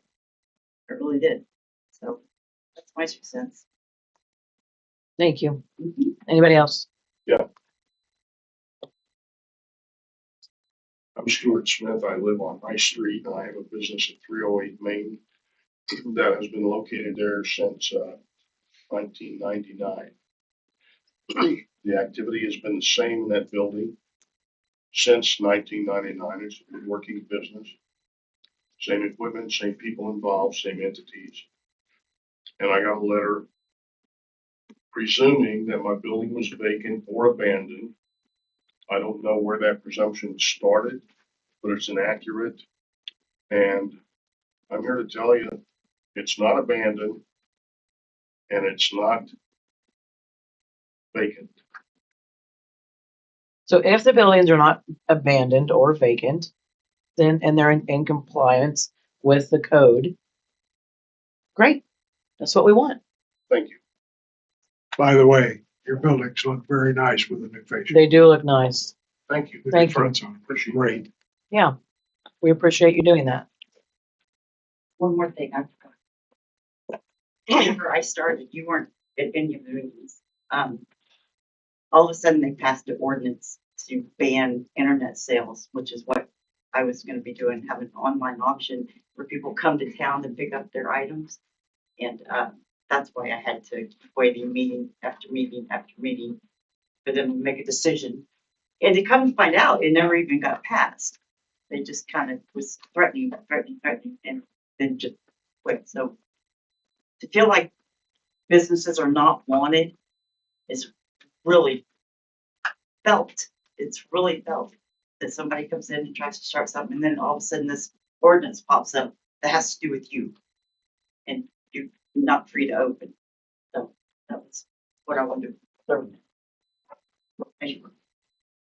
I actually signed a lease for a business at 705.5 Main. And that tenant was pushed out because you guys told me you can't have two properties with the same water meter, even though I own both properties, I was paying the water on both of them. But then conveniently, now the trailer park's all in one week. So I guess it worked for you guys, but I had to push another tenant out there, another business. I don't know what it was. I don't either. I guess. Yeah, Lisa told me I had 30 days to evict that person out of my property. Oh, was that, the property down here? Correct. Okay, again, we've got a zoning issue. We have a residential, house, and behind it was the little beauty shop. You're allowed a small home type business on your property. You can live in the house and you can do a little beauty shop, with just yourself in your backyard. What had happened here was there were folks in the house and then there was someone else living in the beauty shop, which totally violated zoning regulations because we weren't aware of a shower, we weren't aware of That's not true. we're not sure what was going on, and we requested information regarding that, and that's the issue that he's talking about, is that I own you the house can't, when in an Kathy's beauty R1 shop was single there. family district, you can't have someone move into the garage or the beauty shop or such to live as a resident. No, she did. It was, Right, I Kathy's recall. beauty shop, separate. she never lived in that house. I owned the house. She had a beauty shop in the back. So how does that make sense? She was there, what, 7 years? And these people that she claimed was living there, I came and brought proof, but she's like, nope, you got 30 days. We gotta go. Another business they pushed out. What business was that? That was 705.5 Main. Right, but the people living in the back garage, what business were they running? They weren't living there, but it was going to be another hair salon. Okay, And then I they guess I'm pushed a confused. mattress company out that was downtown here. Huh? Doesn't make sense. thought they were, It made me push another business that was coming to Kiwanis and was selling mattresses out of the same shop that Stacy was in, and they pushed him out too. And y'all, whenever y'all was dealing with my stuff, y'all told me he wasn't downtown. Cause I compared, I said, I'm doing the same thing Carl is. Well, he's not zoned downtown. He's totally different. But they've been calling you downtown. Okay. No, they're talking about the red. a lot of these are zoning and planning that all of us are wondering or questioning. But Lisa's office is open for any questions that you guys have. We're not trying to shut down businesses. We're not trying to run people out of here. I don't believe that to be the case, and from anyone sitting up here. nor Andy. I really feel like that's not the case, but you guys are using these examples because we passed an ordinance about vacant buildings or abandoned buildings, because there are some that are vacant and there are some that are used as storage. And that's just the case. We know that. But whatever the case is in what Lisa sent out was because we passed an ordinance and she was notifying everyone. That way it's not a big surprise if, people come saying, hey, we want to do an inspection of your property. So that was that's something that Lisa needed to do. So the city council passed that ordinance several months ago. And from what she's telling me, she did her due diligence, sending out the letters that were required, showing the zoning ordinance and just indicating what needed to be done. So I don't think it was pinpointed for individually at every one of you saying your buildings are empty and you've abandoned them. I know that's not the case. I mean, Stuart seemed to wrap his up pretty easily. I'm not even sure what you're referring to. I'm sorry, I'm lost. Yeah. Well, I got a letter. I got a letter that said it appears that my building is abandoned or vacant. Like I said, I've been in there since 1999, Okay. and I was on the city council for a time. Yes. I recall. Everybody knows damn good and well that I'm the woodworker over on Main Street. Everybody knows that. Yeah. So where did the presumption originate that my building was subject to this abandoned or vacant building ordinance? Where did that start? I want to know. Building that we can't visually see that it is an operating business. I had to be fair and just send everyone the letter. All they have to do is call me and say, hey, I'm still operating in the building. You've known that for 25 years, Lisa. Yes. So could it have just been and you guys are all gonna tell me I'm wrong, I guarantee it, I promise. And I probably am. Could it have been just an informative thing that went out and said, hey, here's what we're doing? And you guys are sent some paperwork or whatever, and had you called or sent that paperwork in, and I don't know, don't beat me up yet. I don't know, but had you sent that in, could this all went away and it never been, I don't know, I'm asking. I'd like to show you guys a copy. I'd love to see it, please. Registered. Yeah. It's not. It's not a call us and let us know if you're in here or not. It's a. Right, it's still out. So that's what I'm saying, my first point, what she says and what she does are not matching up. My business name's right on the door. Building. And the subjectivity of it is, I think, concerning as well, because if you say you're sending it to all businesses in downtown and then you don't send it to all businesses in downtown, then it leaves up to judgment whether it's vacant or not. And that's not right. Well, I think we can all agree here that Gambino's isn't vacant or abandoned. You can agree mine. Okay.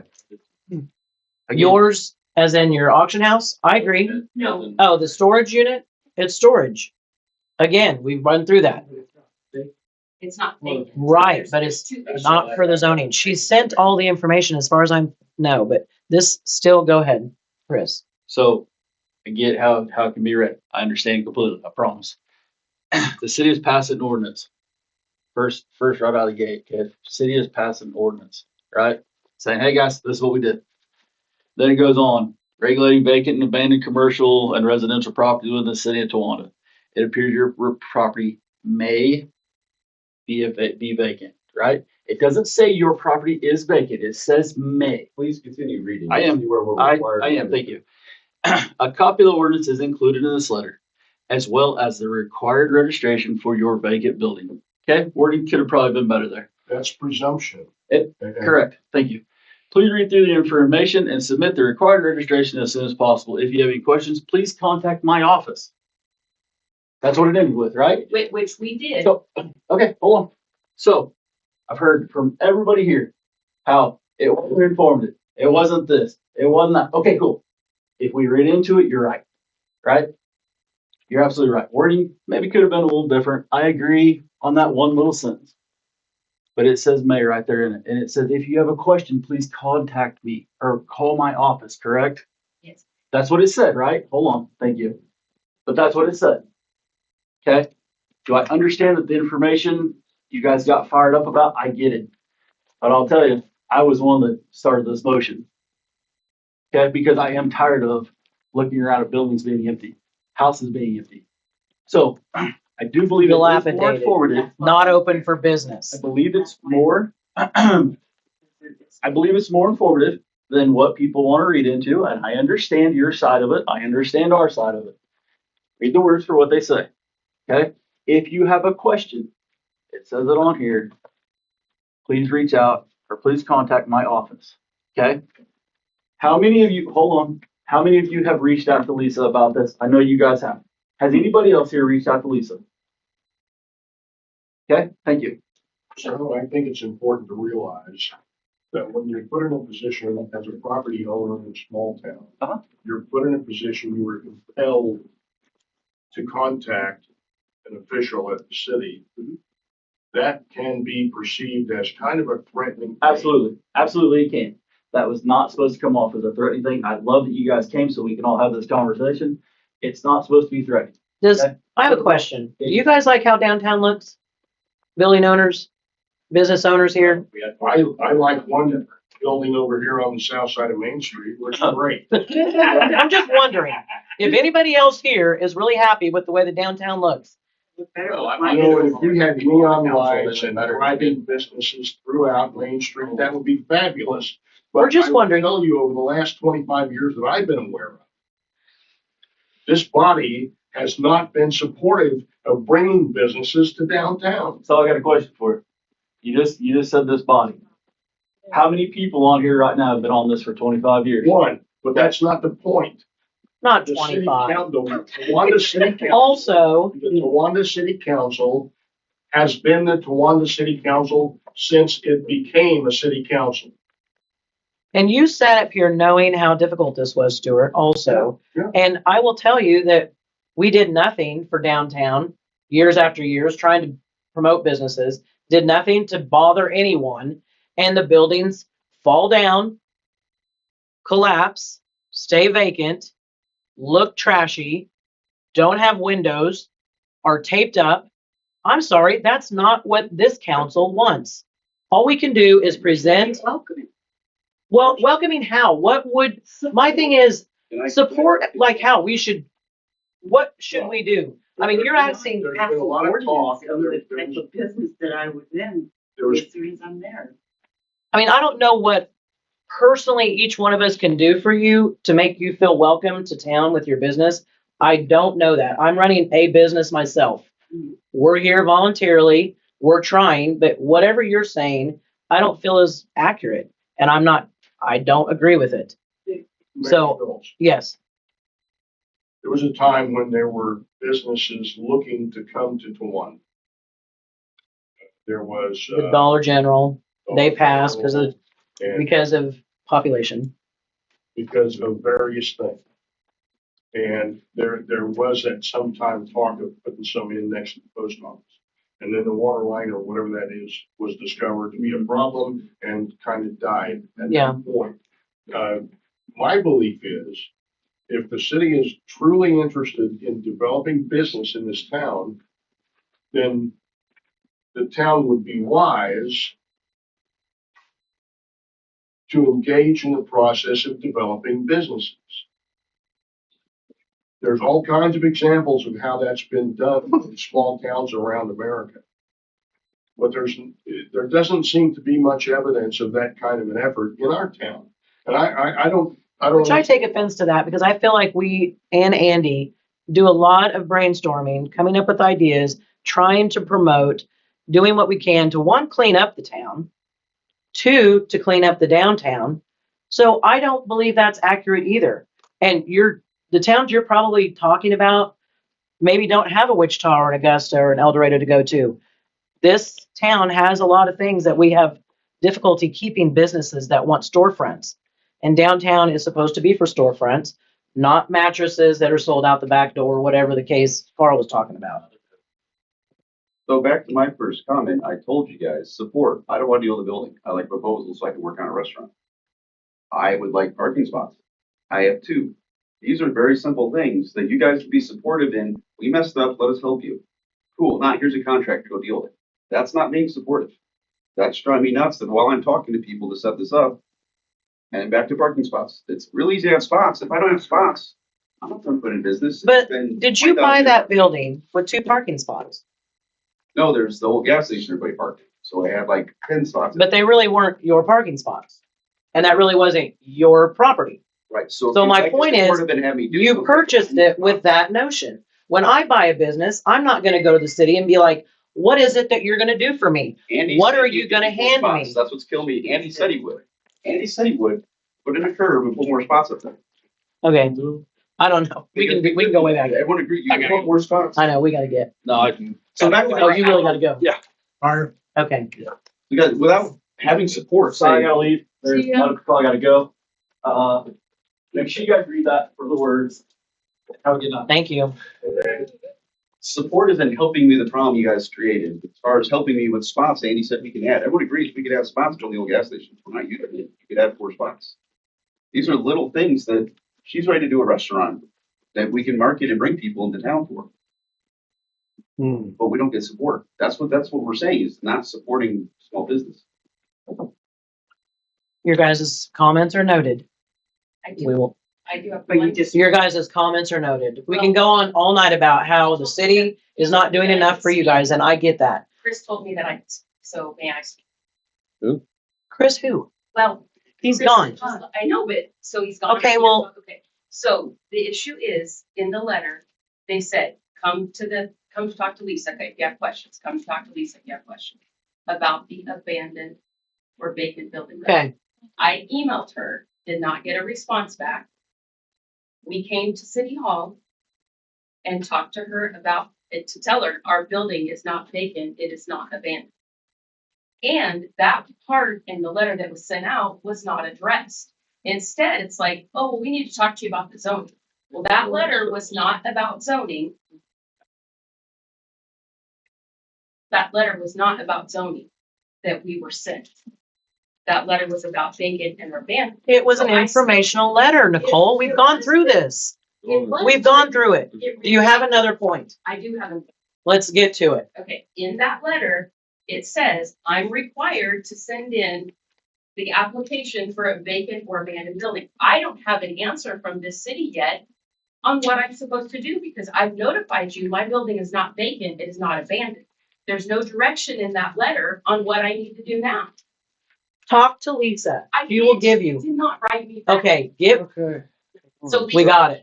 But Come talk to her. what happens now? Why do I have to come back in? Because she's the planning and zoning director or So whatever the what's the administrator. direction? What's the direction? The direction is come talk to Lisa. I did. Is she gonna send Come me an email? talk to Lisa. She will answer you. So you- she's here. Can she answer me now? She can, but we are in a meeting and this isn't dialogue.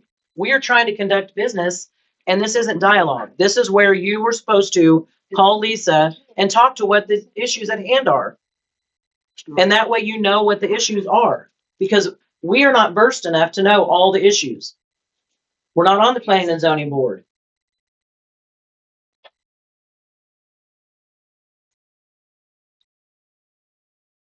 Anybody else? Comments? Okay. I'll entertain a motion. one thing, any of you, make sure you sign the sheet for tonight, okay? Thank you. I'll move with adjourn. Second. Second by Kit, all in favor? Carries 3-0.